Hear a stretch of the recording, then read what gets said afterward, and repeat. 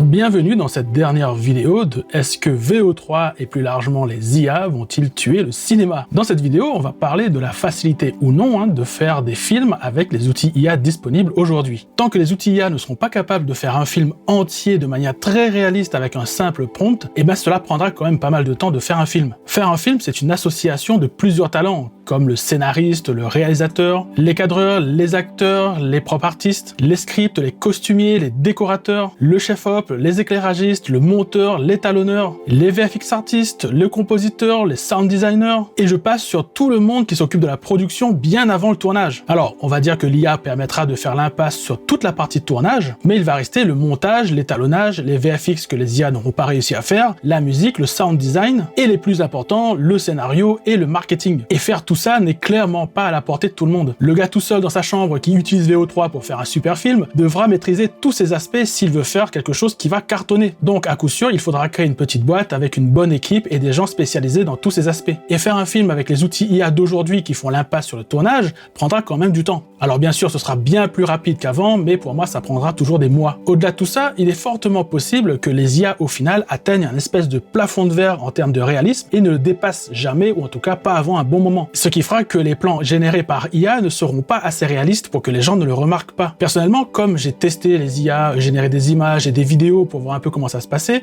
cela m'a permis de travailler mon œil, et aujourd'hui, je vois quand des plans sont faits en IA. Alors bien sûr, je me fais toujours avoir, mais 8 fois sur 10, j'arrive à voir qu'un plan ou une image est faite avec une IA. Et ça, je pense que ce sera pareil pour le public. C'est un peu comme les CGI. Au début, les gens trouvaient ça extraordinaire et ne voyaient pas la différence, et à force de voir des films et de travailler leur œil, aujourd'hui, ils repèrent directement les plans en CGI, et d'ailleurs, beaucoup s'en plaignent. Et il se pourrait que dans quelques années, à force de voir des films réalisés en IA, les gens finissent par voir directement les plans IA, et finissent par s'en plaindre aussi. Bien que je pense que beaucoup de plans IA passeront totalement inaperçus, bien plus que la CGI. D'ailleurs, si les plans générés par IA restent en dessous de ce plafond de verre, ils seront relégués à un rôle subalterne, comme générer des plans annexes, comme on avait vu dans la première vidéo, des plans de news, des plans de drone impossibles à faire autrement, mais seront rarement utilisés pour faire un film en entier, ou alors un film plutôt cartoon comme ceux de Pixar. En tout cas, je suis curieux de voir un peu l'évolution de ces IA et si elles seront un jour capables de générer des films en entier, ou alors elles deviendront un outil de CGI comme la 3D. Mais il est peut-être possible que des IA soient capables de générer des films cartoon genre Pixar en entier. Ce que je retiendrai sur mes réflexions sur les IA et le cinéma, c'est que je pense qu'il y aura toujours des gens pour réaliser des films de manière traditionnelle, même si je pense qu'ils seront moins nombreux, et qu'il sera sûrement toujours assez long et fastidieux de faire un film, même en IA. Voilà, nous arrivons à la fin de cette petite série de vidéos sur les IA et le cinéma. J'espère qu'elle vous aura plu et qu'elle vous aura donné quelques idées sur l'évolution possible des IA dans le cinéma. Dites-moi en commentaire ce que vous avez pensé sur ces réflexions sur les IA. Je viendrai vous répondre avec plaisir et on se retrouve dans une prochaine vidéo.